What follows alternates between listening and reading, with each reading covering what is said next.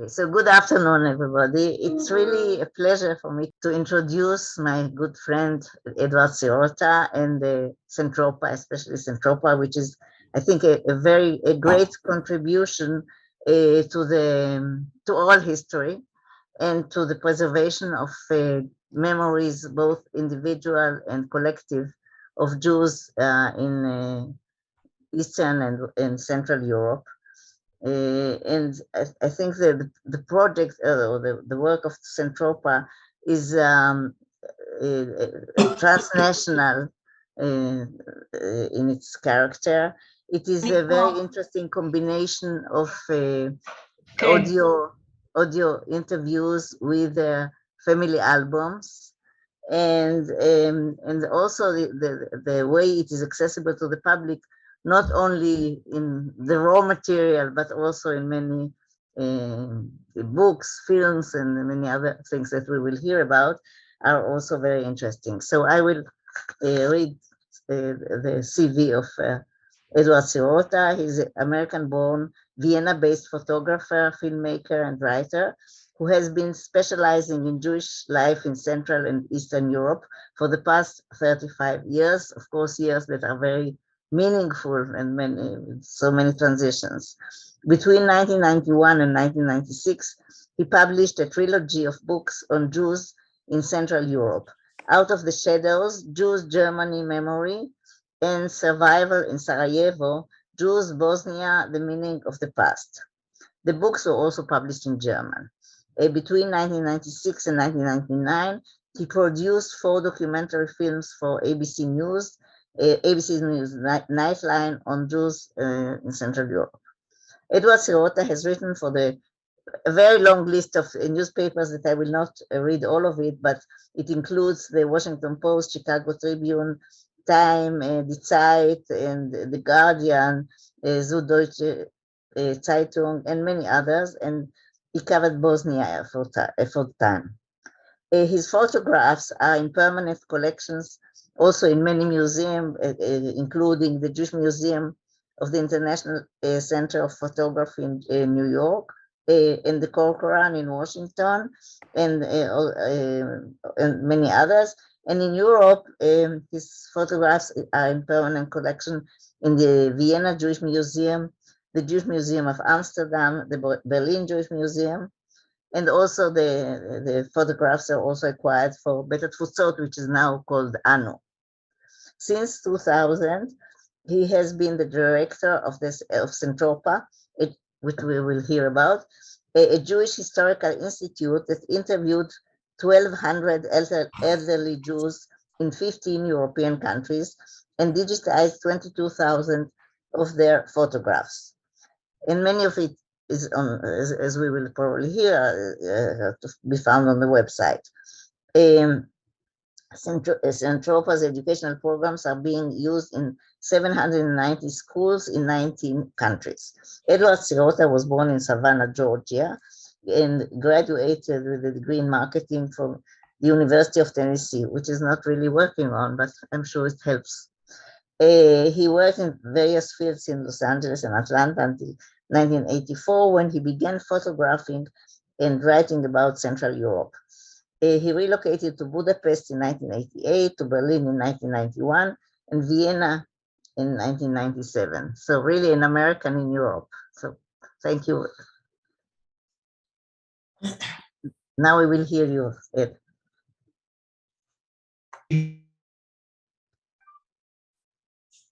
Here it would be should you. There's a problem. We don't hear you. There's a problem in the recording. I think there's a connection problem. Yeah. Before we heard you perfectly well. Yes. It was on mute.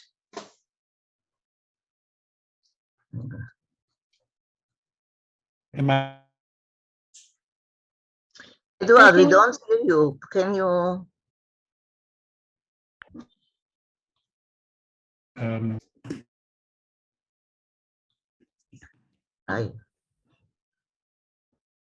Give me Okay.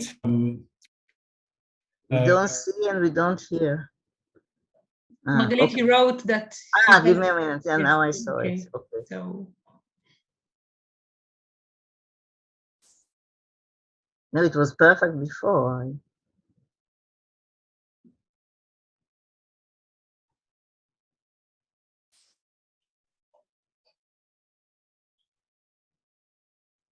okay, as we can understand, there is a problem with Serotta's computer, so we will wait a minute, all of us.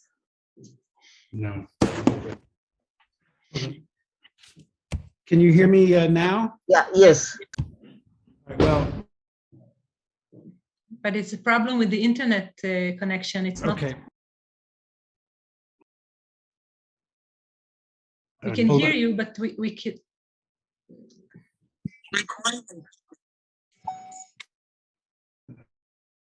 We don't see, and now I don't see you.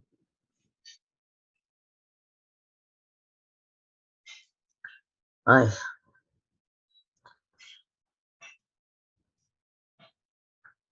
think it has to do with the recording. Right.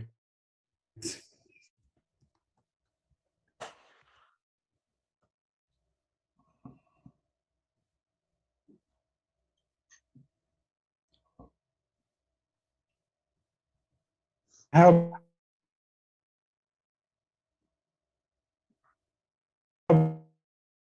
about now?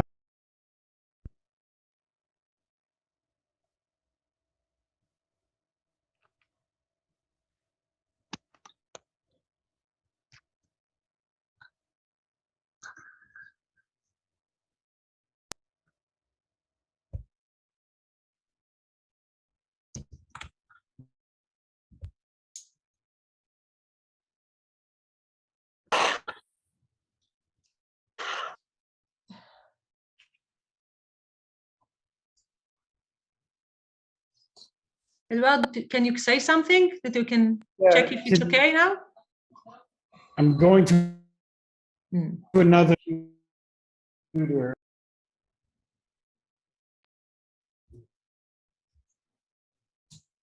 So maybe I'll take the opportunity until you pass to a new computer. Maybe I will tell something about my experience with Centropa. I had I wasn't.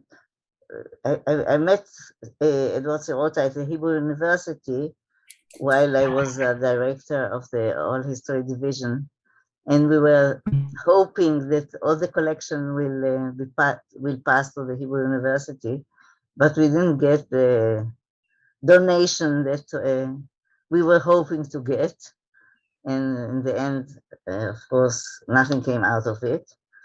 But I was invited a few times to workshops that organized by Edward Serotta in different countries, in which he was recruiting students and other people who could work during the interviews.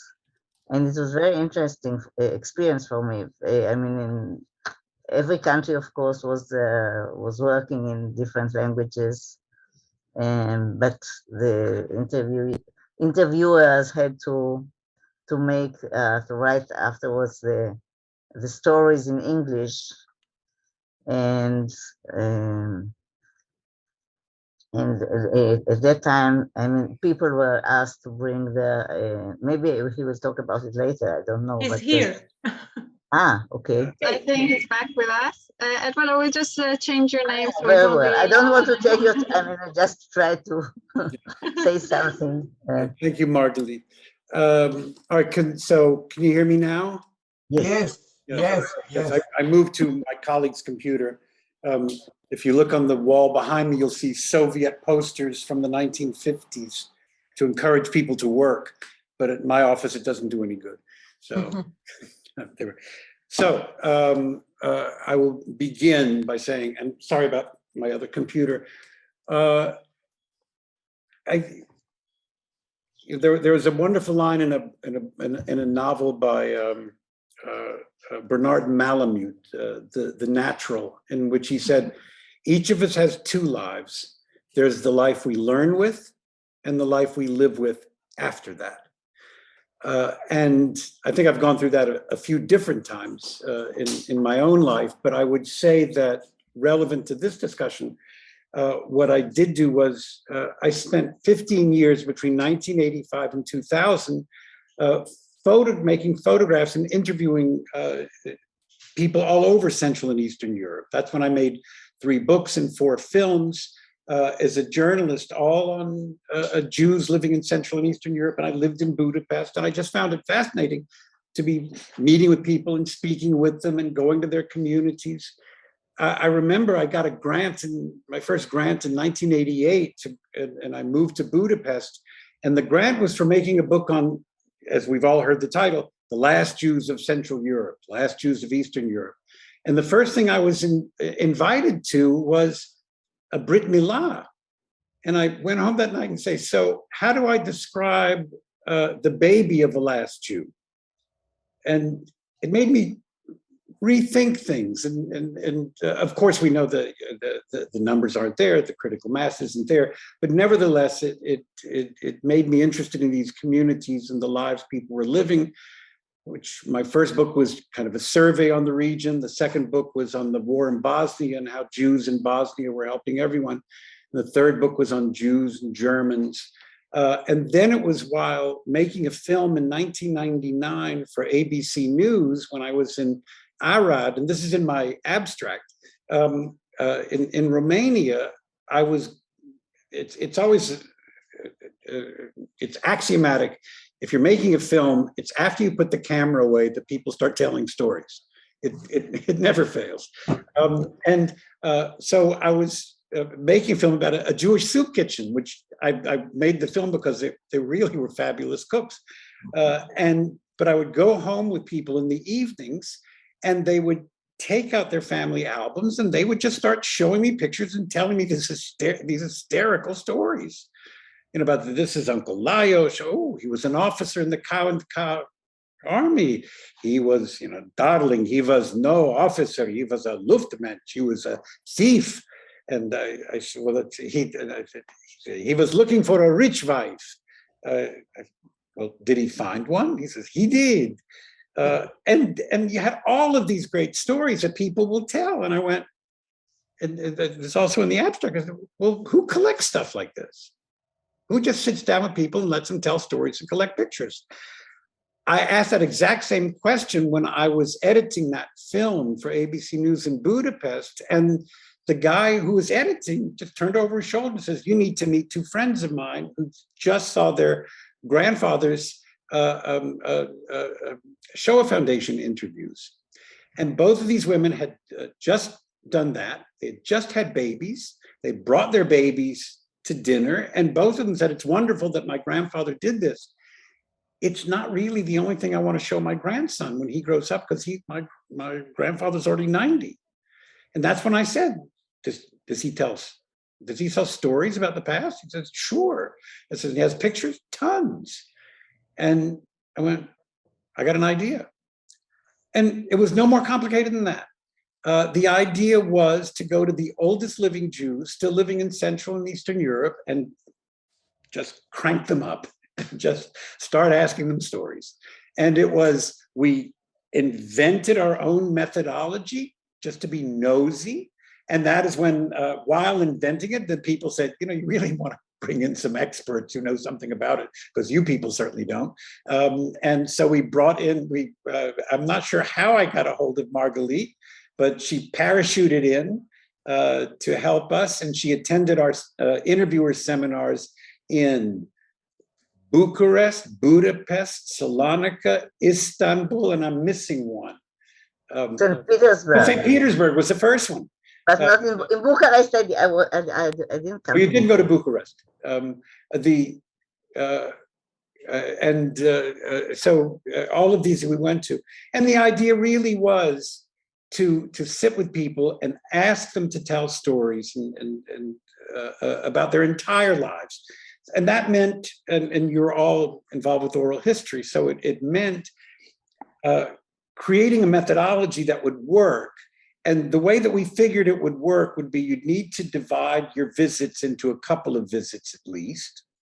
And it would also mean to spend a day, the first visit, just doing a family tree, and try to keep them from not telling stories while you're doing the family tree, which was impossible, of course.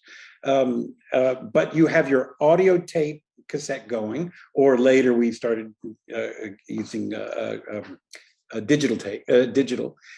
And then the idea was to come back, and our methodology, which I can send you, we divided every life into 16 different chapters. And of course, nobody follows that, because when you're talking to someone, especially if you send an interviewer who is from the same community and happens to be Jewish, then you get things like, what do you mean, what was Pesach like? You were here last month. So that's not great oral history methodology. And you also get things like, my grandfather, and he was best friends with your grandfather, and you remember that when they went to so the interview would bounce around a little bit, but nevertheless they came through. So you'd have pre-war stories, you'd have wartime stories, and you'd have post-war stories. And the question that many people ask is, why didn't you use video? And we didn't use video for a lot of reasons. One of which is, for a lot of reasons, and one of which was using video, if you're going to do it well, it's very expensive. I've worked in television, I do television, and to do it right, in a way that would meet my standards, then it was very expensive, number one. Number two, as someone who worked in television and also in print journalism, I never felt that, I think that video interviews are extremely important, they're very good, but it's not the only way. And our idea was to put that cassette tape in front of somebody and really get them to tell stories about going to school. They went to the Tarbut school in Rivne or in Kovel, and to get them telling stories who their favorite football team was and how Bitar played against this one and these kind of things. Those things could go on a long time. And at the end of the day, I don't know how many people would be watching a 3 to 9 hour interview on audio, whereas I figured that if we could deconstruct every interview into chapters, then scan their family pictures and get them to tell stories about the pictures, then we could reconstruct their lives in a variety of ways. And that would mean that we would be able to post online the photographs and the stories and the interviews, most of which we translated into English or German, or the ones that were done in Hungarian very often weren't translated into anything.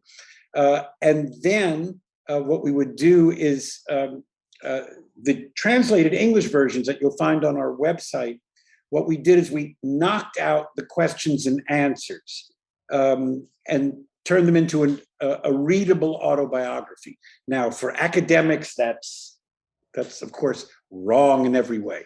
I understand that. So therefore, every academic who wishes, and it says right on our website, attention academics, if you're looking for these interviews, please contact us and we'll send you the original word for word transcript. And you can also have we can even send you the audio files of the original interview.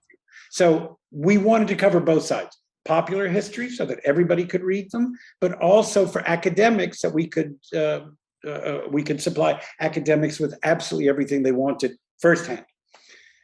So that we first thought we would only interview in the countries where we first started, which we thought would be we thought we would try to do this only around Russia. And Margalit was kind enough to come to our first seminar. It was in, I think, maybe November 2000 or 2001, something like that. And we had potential interviews that came from Ukraine and from Kyiv and from Odessa. And then also we had someone come each from Estonia, Latvia, and then from Petersburg and Moscow.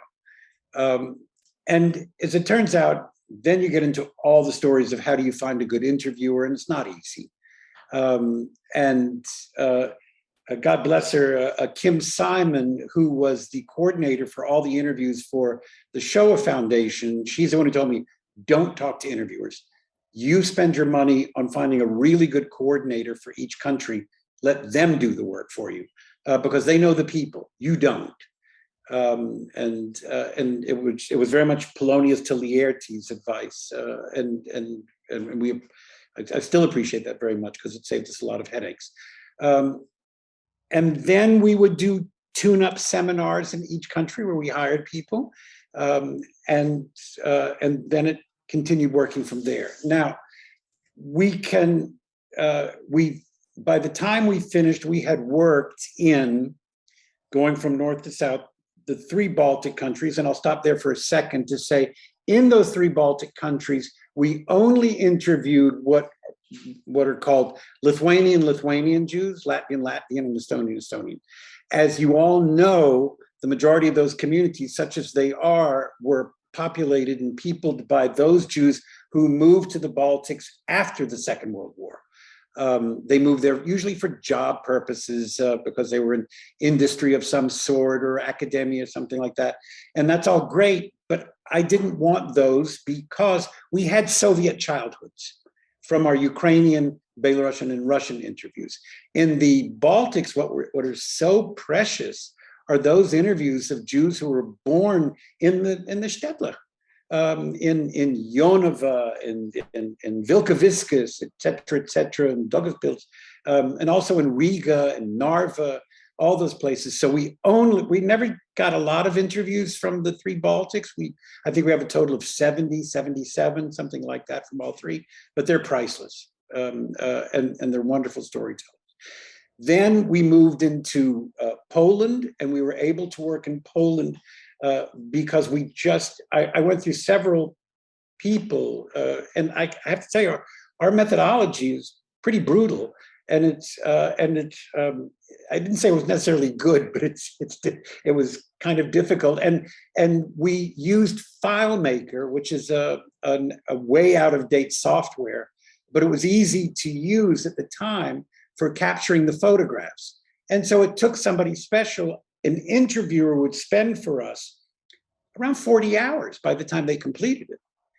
It's talking to the interviewee, going back and transcribing or sending it out to a transcriber, getting the family pictures scanned, asking them about each family picture, going through the family tree, then uploading it, sending it to the editor and the coordinator, who then send it back and said, you need to go and ask these 5 questions that I don't feel you answered. This is where I learned very quickly that a volunteer is worth what you pay them. It just doesn't work, because if I'm a volunteer, I want to do something nice. I don't want to be told to go back and do it again. And so we ended up doing, we ended up paying people for this, and then we paid them more, and we had to pay them more, and we had to pay them more. And and I was going from pillar to post trying to find the money, because we woke up every day with not a penny guaranteed. We had no guarantee for anything. Our first guarantee came from the Republic of Austria. I'm happy to say I went to the Ministry of Culture, and I went to see the chef de cabinet for the minister. The only thing that we had in common is we both loved Raymond Chandler novels. And this was my key. And I sent him a big stack, and we talked about Raymond Chandler. And he really didn't understand what we were doing, but he said, so you're going, and I emphasized the fact that we're going to K countries. And we were interviewing elderly Jews and preserving Jewish memory. And he said, fine, and we had $300,000 fairly quickly. Then that got matched by another ministry here, actually the National Fund for Victims of National Socialism. And then one thing led to another, but it was never easy. It was always brutal in finding the funding. And I've got 1,000 fundraising stories on that, which you don't necessarily want to hear. But I will say that, when we went to Americans at the beginning, I'd say what we were doing, and they'd say, oh, no, Spielberg did that. I said, no. What the Shoah Foundation did is something wonderful. They did video interviews with people, concentrating mostly on the Holocaust. We don't do that. We're talking to people, we're getting their entire life stories, we're collecting pictures. And then the answer, but Spielberg used video. I said, let them live and be well. We're doing that. And then you knew you weren't going to get anything from that donor. And that happened more than a few times. But eventually we did. We also have to take the hat off to the Claims Conference.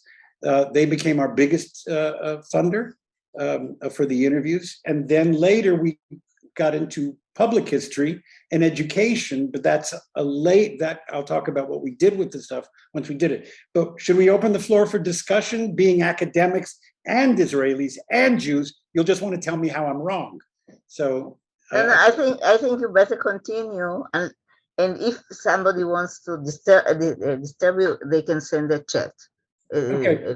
So I will disturb you, but I think it's better that you finish and then we have the discussion afterwards. Okay, fine. Hold on a second. Jonathan, would you bring me that bottle of water that's on my desk?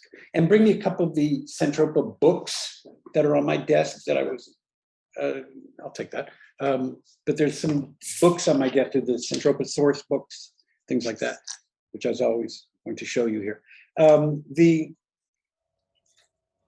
Now, I'm at a distinct disadvantage because Margalit's on this call. And Margalit can spot all of the bullshit, pardon me, that I would tell other people. So I have to be a little more careful. I tell people that Centropa was never meant to be an archive that stayed in the box. It was always meant to go into education and public history. Margalit knows that's not true at all.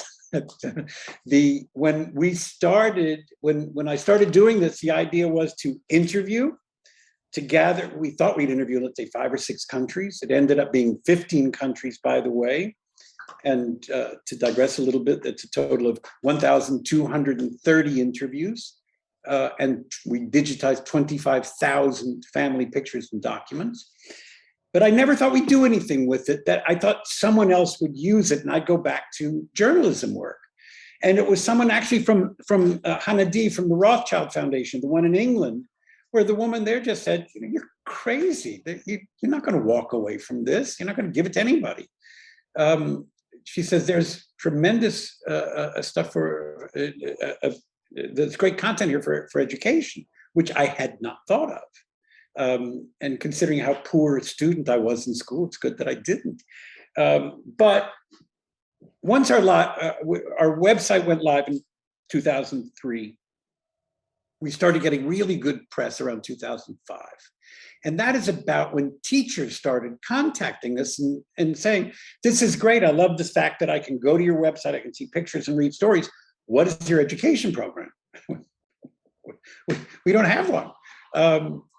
But I'm not completely stupid. So I started asking teachers to sit with me and tell me what we could do for them.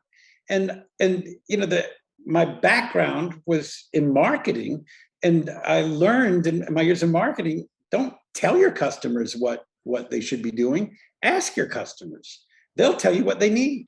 And in that case, we really did. I spent a lot of time in Budapest, where we got a Hungarian language website very early.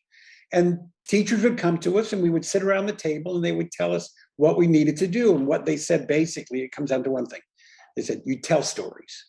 These are wonderful stories. And it's a whole story of each person. I can travel with them from their grandparents to their grandchildren. And so once we started talking to schools, high schools, then we started moving into turning our stories into multimedia films. And since, as you know, I said we didn't do video when we interviewed people, but what we could do was take the interviews, use their family pictures, and then with the young people I'm surrounded with here, nobody hears. I have one 30-year-old, the others are all 20, in their 20s. And they're very adept at technology. And we started using films to multimedia to tell these stories. We'd hire actors to do the reading. In a few cases, we asked family members to tell the stories.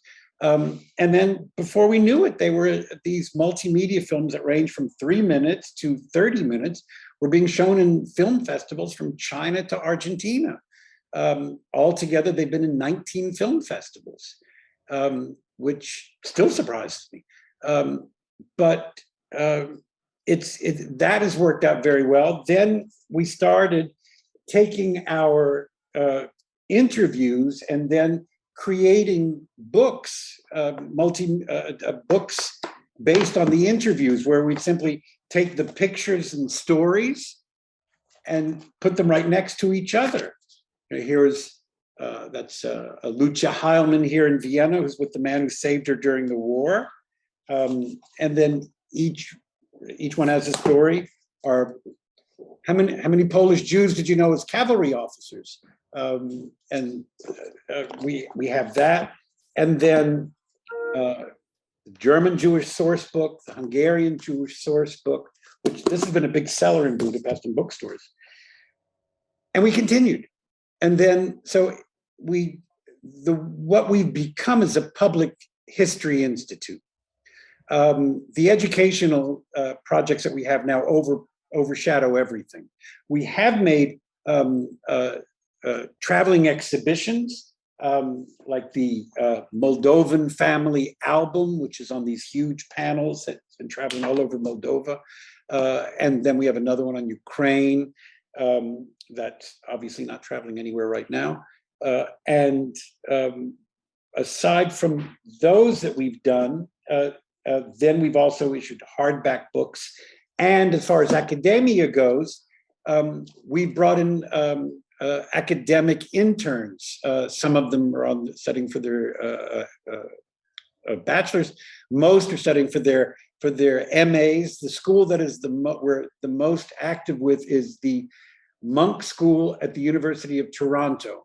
They're East European. They really send us excellent MA students, and they've been marvelous. And our idea of working with academic interns is we ask them, you tell us what you need when you walk out of here, and let's find something for you to do at Centropa that'll be good for you and also is good for us. So we had one that did an analysis of our Czech and Slovak interviews who married Jews after the war, and the level of religiosity that they could glean from our interviews. And that was something she did. We had a woman who worked on her PhD at University of Freiburg on the Jewish Soldiers' Red Star.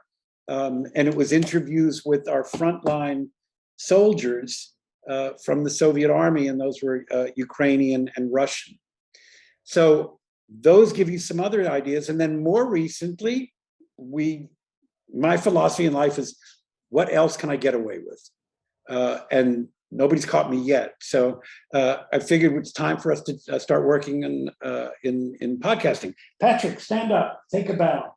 Patrick Schmidt from Patrick Schmidt is we decided, he came to us to clean up our audio tapes, to audio enhance them, to make them better. But then we said, why not try podcasting? There's plenty of podcasts of two people sitting around the table talking endlessly. That's not what we want to do. BBC4, on the BBC Sounds app, they do great audio theater, whether it's fiction or nonfiction. And I was knocked out by that concept.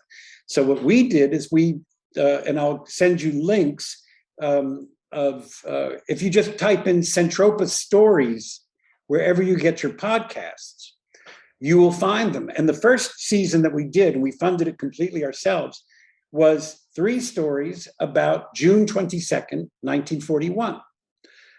We all know what happened then. And so we looked through our archive, now, if someone was in Estonia or in Russia or in Eastern Ukraine, June 22nd didn't mean that much. They didn't go running for their lives that morning. But if you were in Moldova, if you were in Chisinau, if you were in Jonava in Lithuania, or you were even in Riga, you went running. So we went through the interviews, we copy-pasted their stories, we cleared it with the families that are still alive. And the woman in Latvia is actually still alive, we interviewed, and she got very excited. She doesn't know what a podcast is, but she says her grandchildren loved it. And then what we had to do is, because we don't use their voices, because our people, the greater audience that we use is not going to understand Russian, which the interviews were done with in Latvia. So we hired actors. And then what kind of actors do you hire? I was looking for good Russian-speaking actors who could read in English. As it turns out, you are used to seeing Russian actors on television. I'm used to seeing Russian actors on television who, let's say, speak in Hebrew or in English. But when you're listening to them, it doesn't really work very well. And I have a friend of mine is a very big casting director in Los Angeles. And her response was, "Did you watch War and Peace by BBC?" I said, "Yeah." She said, "How many Russians did they use?" I said, "None." She said, "Here's your answer." And we hired 3 actors who've all been in the Royal Shakespeare Company to read these stories, and they come right off the page, so to speak. And so we've made that set of podcasts, which you can find, and then we made our second season is people who went running on the 12th of March, 1938, from here in Vienna. And Patrick and I spent 4 months on that one with actors here in Vienna, from the Burgtheater, from the Theater on the Josefstadt. And hold on, would you close that door? And so we have it in German and English. Unfortunately, that season of podcast was run over by a truck, meaning Ukraine. Nobody was particularly after the 24th of February, who's interested in anything else? So the good news about a podcast, something like that, you can repackage it and we'll relaunch it for November the 9th, which is the date everybody thinks of for Vienna and the Holocaust. Nobody outside of Vienna thinks of the 12th of March, the day of the Anschluss. So we'll do that. And now what we're doing is Patrick and I are creating a set of podcasts on Serbia, on a walking tour of Dorchal, the Jewish quarter, which will be done by Serbian actors and by we call the Centropa repertory company of our retired British actors. And we'll be doing a set of stories on Ukraine. Everything we do right now, everything Centropa does right now is Ukraine, Ukraine, Ukraine. We have a big network of high school teachers there, and we're sending cash to 185 of them every month. And we're going to Americans and just shake and say, "I need more money. I need more money." And these days, nobody says no. Thank goodness. So, but we want people to know that the president of Ukraine isn't the only Jewish hero. So we've got a woman who is a frontline surgeon, the story of a frontline surgeon at Stalingrad. And she was from a small town near Dnipro. And she tells her story, and that'll be read in Ukrainian and probably German and in English. And then a man who was a frontline soldier who was wounded. So that will be something for us as well. So can I interrupt you for a minute? First of all, we have a question about Viennese Jews. If you interviewed the Jews from Vienna, and what are your plans? If not, if you have any plans to do so. But I would like to go further and ask you if you can go back a little on the methodology of the interviews themselves, because here, I mean, we are this oral history workshop, especially I think the fact that you have a multilingual project. And English is the lingua franca, but you need to on the one hand, to keep the original language for users who are probably from that country, and also you want to bring them. So if you can go back to the way sure. the interviews are done. Right. Well, first of all, but don't forget Vienna. We'll come back to Vienna. That's very important to us. As a matter of fact, wait a minute, just to show you.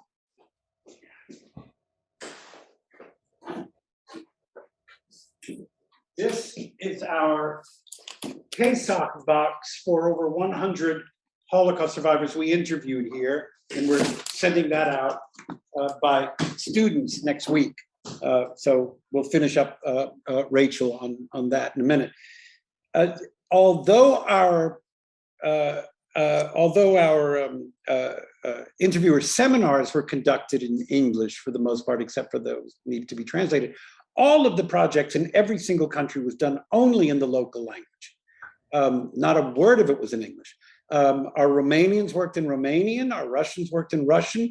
Generally speaking, the Baltics were all done in Russian, only because I couldn't really find good. I had a team in Kiev, and they're run by a woman named Marina Karlstein, who now runs the social welfare programs at the Hesed Center. But we had 8 interviewers whose native tongue was Russian, and they did our workforce in most of the work, not all, in the Baltics and in Ukraine. In Russia, it was all done by Russians. Every word of it was done by Russians. So nothing's in English. Only what I got was in English. To answer your question. No, but if you can expand a little bit on the way, I mean, how you prepared the interviewers, what they had to do. Right. So we created a big book. Patrick, do me a favor. Go in my office and look at this thing. It says the Centropa workbook, the Centropa interviewers workbook.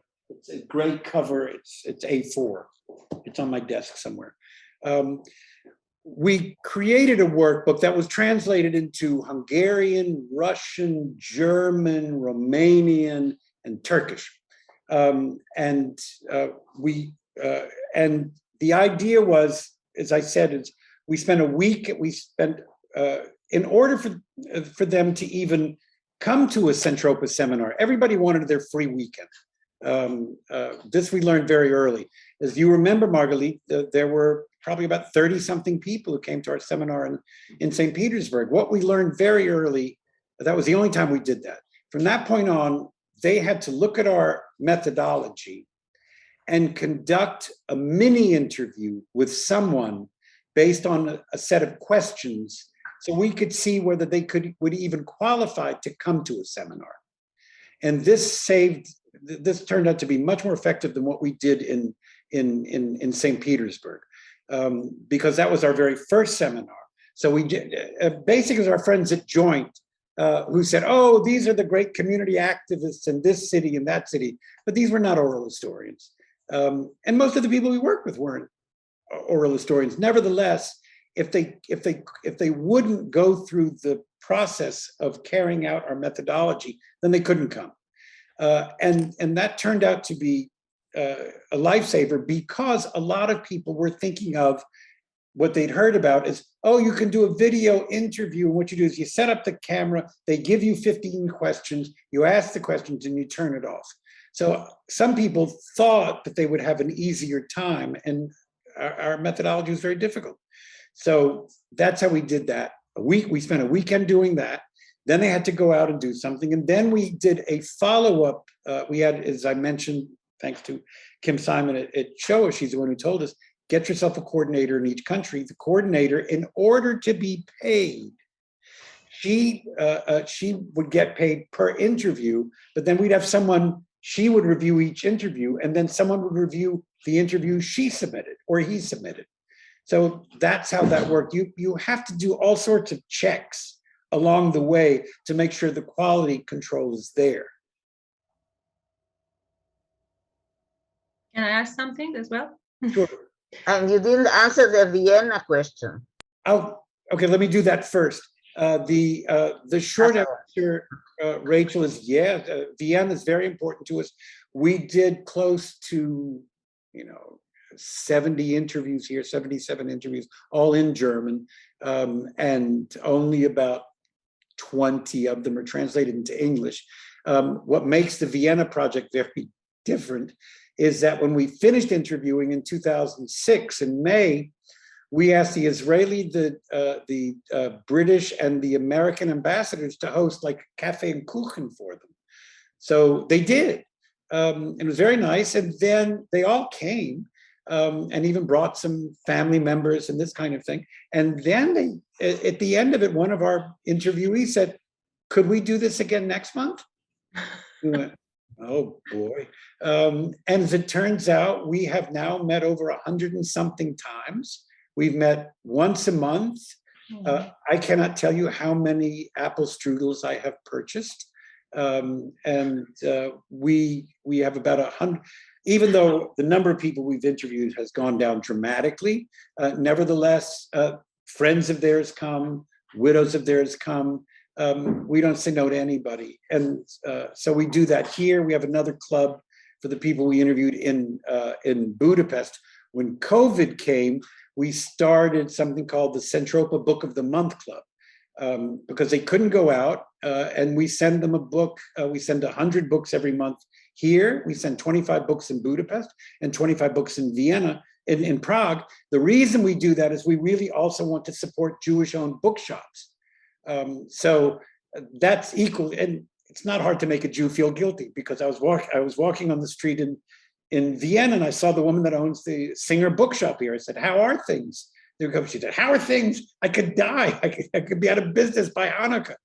So of course I felt bad, and I said, that's how we came up with the idea of doing a Jewish Book of the Month Club. It doesn't have to be a Jewish author. It can be a good murder mystery or something like this, and that works out very nicely. But Budapest, Vienna's great, because it's the only place where we really have an extremely active group of people. The chancellor's office here threw us we asked and they agreed. We did Rosh Hashanah luncheon in the federal chancellery. Not to be outdone, the foreign minister, who's not happy about that, is offering to do a Seder in the foreign ministry.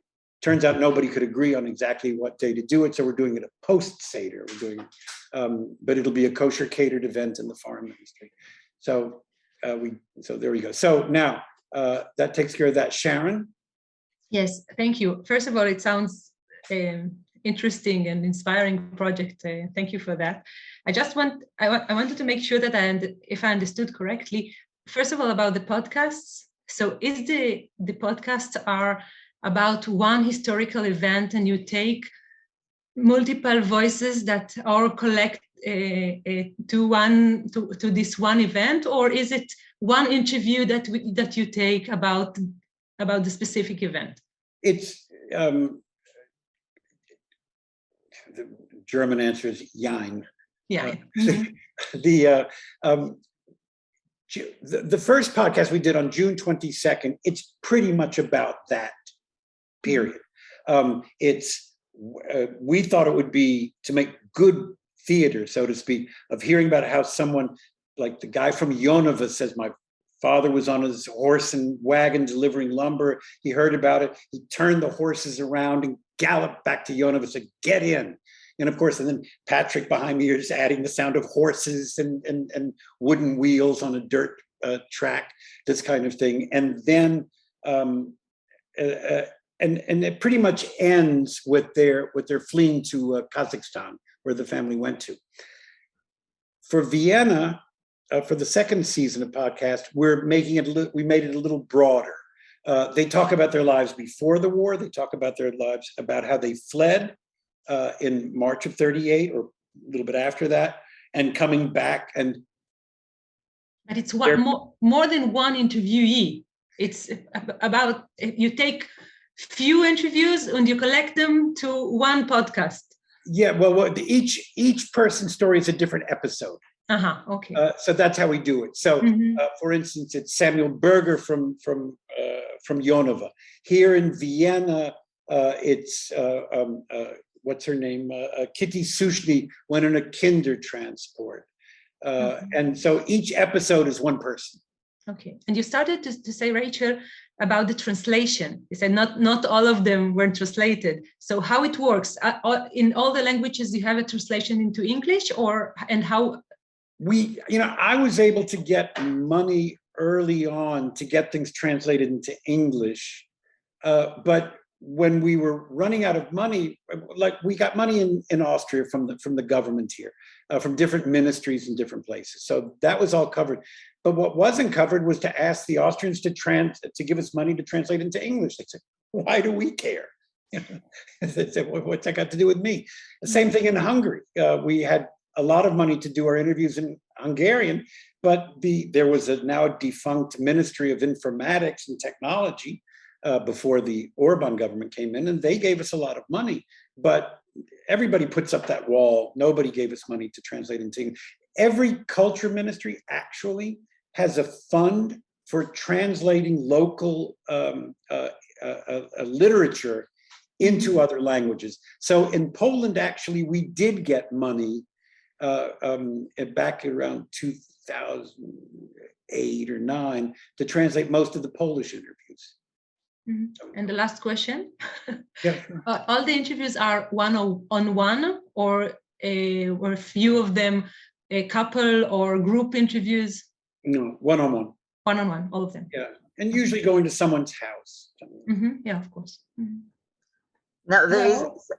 Can I ask a question? Yes, Sharon. Hi. So first of all, thank you. It's a lovely project. I saw a few of your films, your short films in the past. I have two questions, and one is practical and one brings us more to the beginning. When you talked about using sound and not video, you started with the budget problem.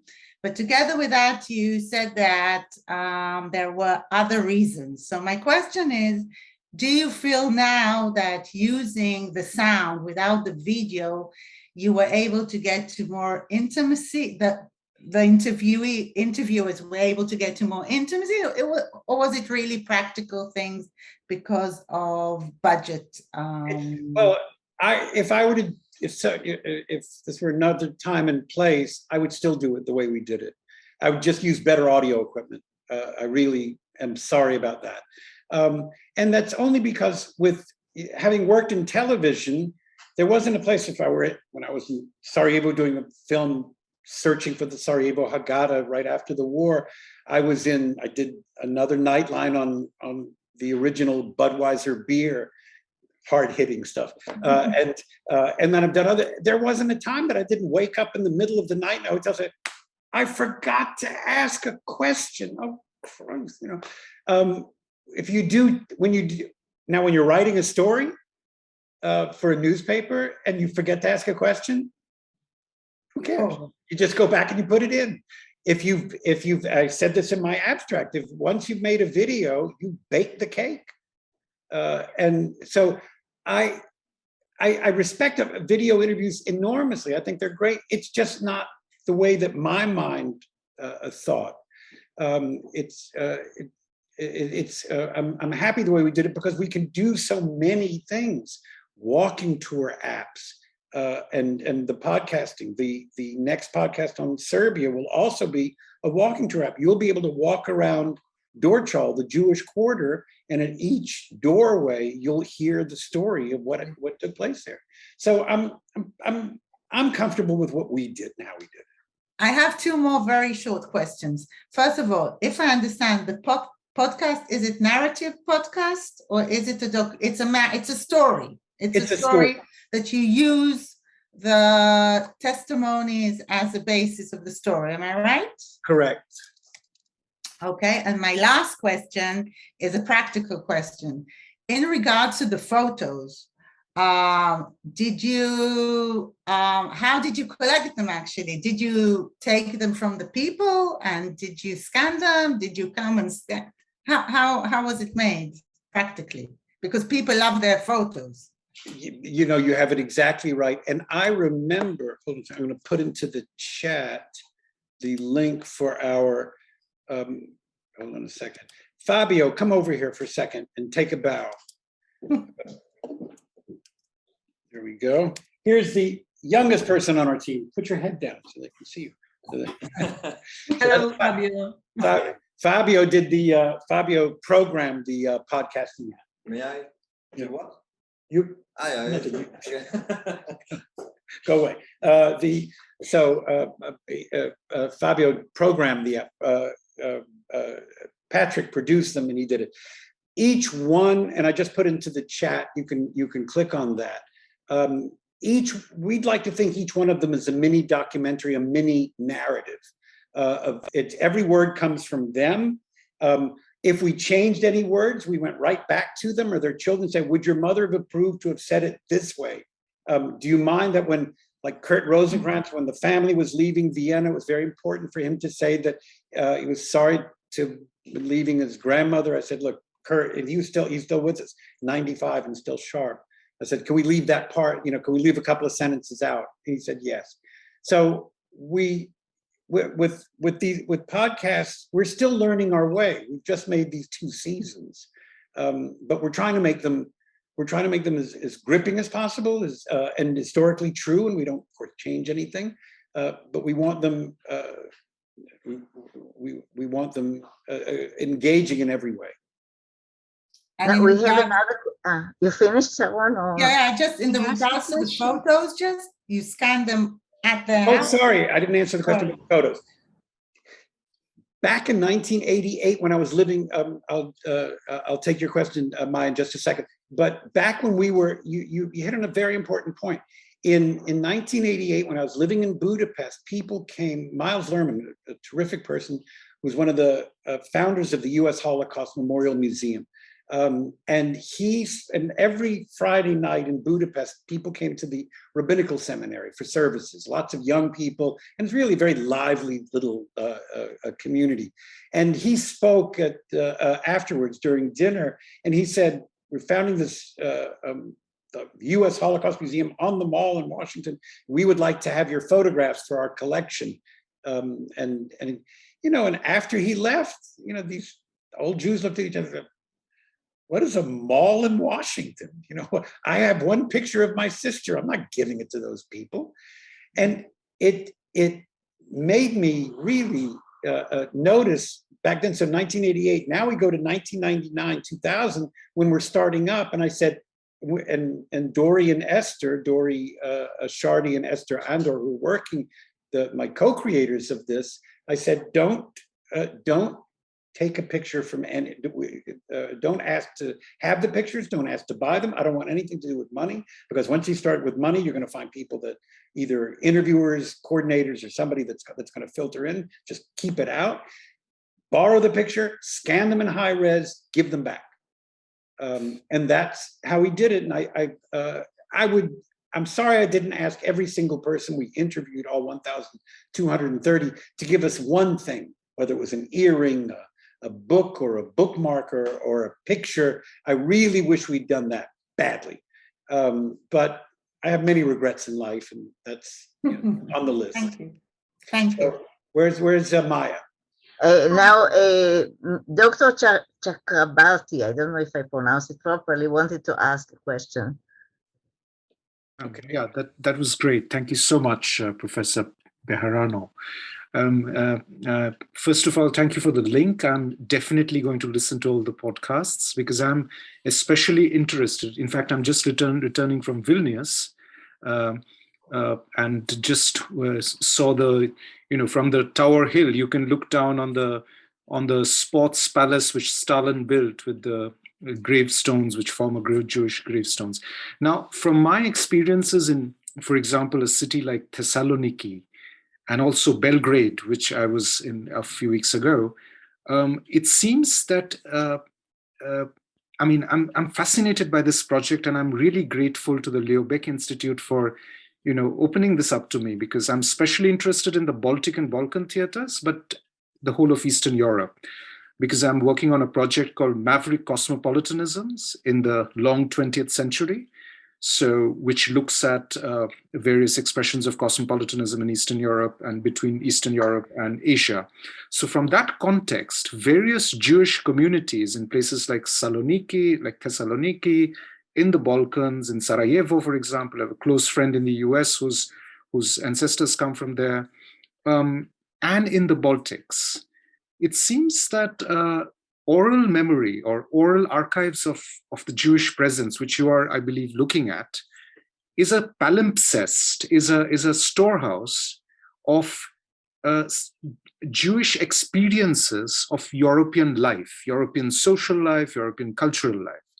My question would be then, would you say that your project, which is fascinating, I'm really bold by this project, and I would love to do something like this for somewhere else. would you say that for an academic inquiry into the cosmopolitan aspects of Jewish felt life in the 20th century, early 20th century, in the Baltics, in the Balkans, and in general all over Eastern Europe, your podcast or your approach to oral interviews, to oral history, would be a very helpful approach? Thank you so much. And thank you. I think one has to be careful if one does oral, when you do oral histories on a one-to-one basis, you don't, it's not up to us to ask them about cosmopolitanism. It's, what did you do on your birthday? Who was your first girlfriend? Our interviews in Salonika were very precious to us. As we all know, around 90-something thousand Jews lived there in 1900. After 1912, when it reverted to Greece, and around 30-something thousand left, around 60,000 still there. In 1943, when the deportation started, 56,000 were murdered, something like that, in the tiny little community today. So our goal was in Greece and in Salonika, and Margalit knows this because she was there, was to ask each person to tell us about their entire lives.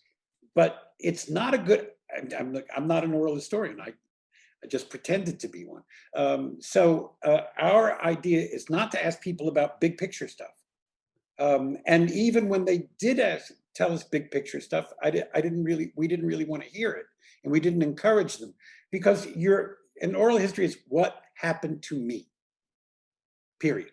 What other people, what the academics who use our archive, it's up to them to come up with projects like yours. It's not for, it was not for us. We want to give you the raw material, and that's what I think we did. Thank you so much. Are there other questions? Maya. Yes. Hi, everyone. It was a fascinating, absolutely fascinating presentation today. I learned a lot. I know a little bit about it, but my question really goes all the way to the very beginning of your work. A very practical one. When you decided to do that sort of project, when you arrived, for instance, in Sarajevo or anywhere else in the Baltics, how did you approach the first Jew? How did you get to the first person? That's the very beginning of your work. Yeah, you had an idea. You had an idea, wanted to do it, but the practicality of it. You arrive in a town where you might not know anybody, or maybe you know the mayor or something. Would that help? No. That would definitely not help. The short answer is I didn't interview anybody. Let's say when we did our interviews, Margalit took part in our seminars in Budapest and in Petersburg, and in Salonika. We hired locals. The first person they interview is going to. But how did you approach the locals? I'm trying to get to that's my question. That was never difficult. Wasn't? It was, the hardest place was Poland, and I had given up completely on Poland because I couldn't find anybody to carry it out. It turns out that a woman by the name of Anka Grupinska, who was, would you close that? Thanks. The methodology was too difficult for other people. Anka Grupinska happened to be visiting someone who we had asked to be our coordinator in Poland. And she saw, and he couldn't do it, he didn't want to do it, and she saw the Centropa material on his desk, and she grabbed his phone away from him, and she called me on the phone and said, "Who are you and what's this project about? I want to be in on it."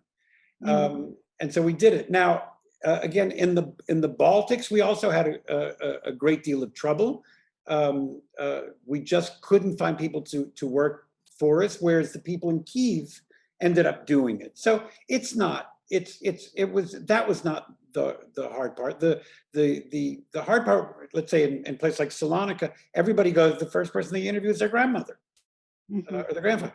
And then the very next day she got a phone call, or he got a phone call saying, "Darling, you just interviewed your grandmother. It's wonderful that you did this. We're best friends. We play mahjong every week. But you know, your grandfather, Oliver Sholem, he was a butcher. My husband was a doctor. I think you want to talk to me. And I can promise you, Maya, that happened in every city. As soon as you interviewed one person, someone was insulted. But it's, and so it grew that way. You know what I would like to see? I looked at all the books of this country and that country. Would be nice to have everything together, like the global view of Jewish life in the world. Well, this is Jewish life, and the global view of Jewish life in the world would not be for me to do. But we would like to do a book. As a matter of fact, Jonathan, take a bow. Jonathan came to us as an intern. How many years ago? 4 years ago. Very nice to meet you. So Jonathan is the right side of my brain and keeps me organized, but he did a book of personal stories from 1938 to 1945, almost every month, of a different story. But we just haven't had the wherewithal to translate that, or rather to finish it, and to find the money for it. But we'd like to. Sure. May I ask a question? Yes, please. Of course. Thank you. Well, סליחה. דליה, בבקשה. Okay, thank you. First of all, thank you. We met when you started the first time you visit the Institute of Contemporary Jewry. And of course I did. Dahlia, I'm sorry, I did. Yeah, no, it's okay. It's okay. You don't have to remember. You met many people. I remember you. And I know for Margalit, you know, the few times that she was not at all seminars, but a few times that she went to the seminar. What I'm an historian, of course, and the oral history that I'm doing it as an historian. And I wondered how did the people who interviewed in your project, how knowledgeable were they in the history of the place, of the small place, of the larger place, or it didn't really bother you at all, this issue? It did bother me, and in some cases they were better than the others. I would say the best teams that we had were in Romania, Hungary, Poland, Czech Republic. These were the strongest, and to a little bit lesser degree in Bulgaria. I remember once you and I had a conversation about Bulgaria.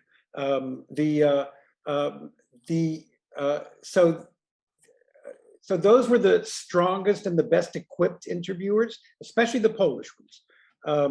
They had a background in Polish Jewish history. And of course, you only hire people in that country, for that country.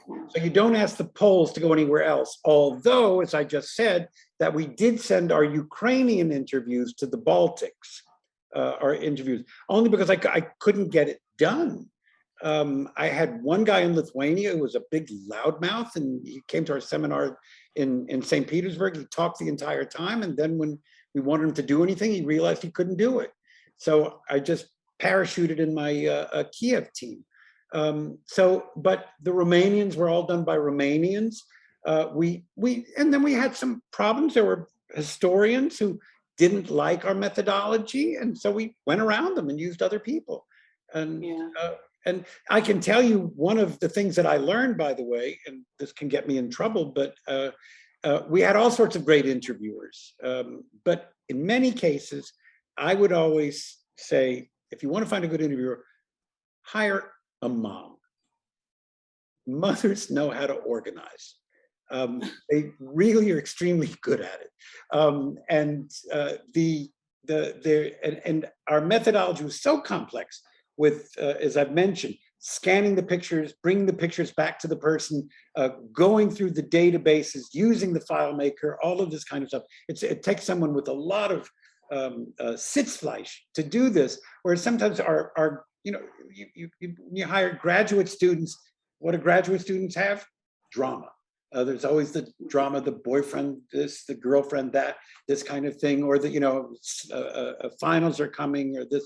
Where very often I'm just giving my own experience. Very often we had our Ukrainian team were all mothers and grandmothers who did it all, and they were fabulous. They were like my army. And one more question. How would you now, after you have done so much in really different fields, based on the interview. You talked about education and the films and the broadcasting. Today I looked a little at in your website. I didn't really study it, but to go back into my memory about it. How would you now define, looking backwards, your goal, your purpose in the project? Well, in this case, I can be truthful because it's even in our founding documents with the tax authorities in America. What we said at the very beginning was to preserve Jewish memory in the lands where the Holocaust took place. And then the tagline is and bring history to life. But from nothing, Centropa would never have existed had I not spent 15 years traveling throughout Central and Eastern Europe, sitting around people's kitchen tables, talking with them, looking at family photographs, listening to stories.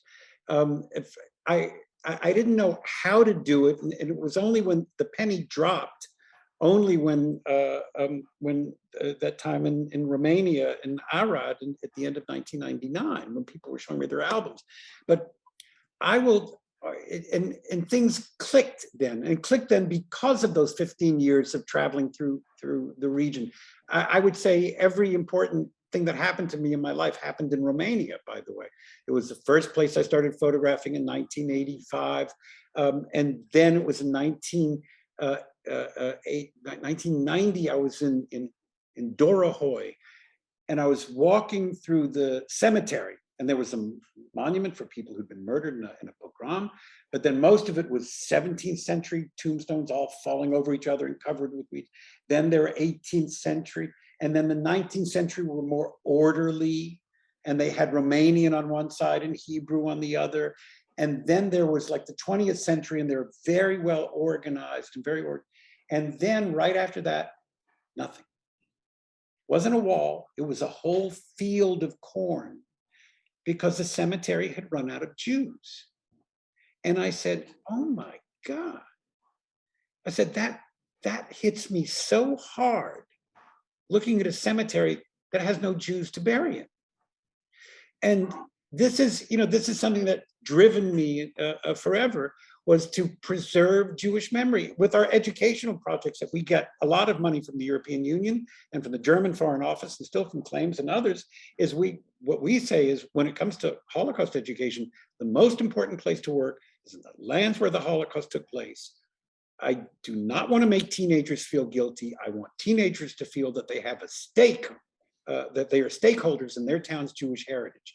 I want them to do multimedia films, show them to each other. I want to let them do podcasts, let them do walking tour apps, because the only way we'll have Jewish memory in that part of the world is when teenagers and teachers in those countries who won't be Jewish will be the ones to do it. And that's our main goal these days. May I offer you now your next project? I mean, not to leave this one, perhaps write this biography. How did you work? I mean, if you start with this story about the cemetery, I think everybody will go on reading the book, because your effort, your vision, and I think is something that is really, I lost the word in English, in Hebrew, hashra'a. Inspiration. Okay. Anyhow, thank you very much. Dalia, coming from you, who was respected for years, that's made my week. Thank you very much. Yeah, I'll try to do some. I have been playing around with something like that. Most of I've sketched something out, and the title is actually called the 12 Hits of Slivovitz, and each one is having a Slivovitz with somebody in a different country. Usually Rabbi Rosa in Romania, another woman in the head of the Federation in Belgrade. I've got a Slivovitz story from every community. So there we go. Thank you again. I think we are behind time. So really, Ed, I would like to thank you so much for this talk, and for reminding me of the beautiful work of Centropa. And I really hope that in the world, in the whole world, people will appreciate your contribution, because it's really a wonderful job that you did, and I hope that you will continue also interviewing and visit. And the history is not is changing all the time, as we know. So you still have a lot of work. Right. And thank you so much. And let me just close by saying, Margalit, I can't thank you enough, because you helped professionalize us. You gave us suggestions. You gave us comments after all of the 5 seminars that you went to, and your input helped us build a stronger oral history methodology. So the end, you've got a dog in this fight, as they say. And you are a good listener, and one of the things that I really appreciate is your ability to listen to advices and to change. I mean, of course, not every advice you have to take, but you didn't come with an indoctrination of the way you want to do things, but you were changing all the time, and I think that it develops wonderfully. And very kind of you to say so. I'd only close with what John Maynard Keynes said. He said, when the facts change, so do my opinions. We change all the time. Okay, so everyone. Thank you so much, and I hope that next time you come to Israel, you will let us know, and we will listen to you. I'd be delighted. I can't wait to come back. I can't wait to go anywhere, actually, because that's enough to start. All right, so all the best, everyone. Thank you all. Thank you.